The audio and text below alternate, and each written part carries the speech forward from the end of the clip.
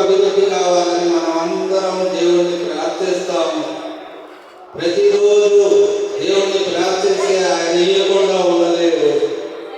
మనకు మంచి కోరితే దేవుడు ఏదైనా మనకు సహాయం చేసే దేవుడు, ఇచ్చే దేవుడు ఉన్నారు.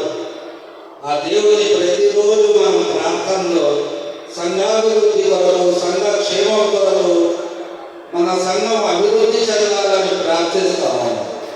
అందరూ కలిసి ప్రార్థిస్తే దేవుడికి ఏది ఉండదు. అలాగే మన పిల్లలను మనం క్రమశిక్షణ పెంచాలని, ఆ పిల్లలకు మనం చిన్నప్పటి నుంచి నేర్పించాలి.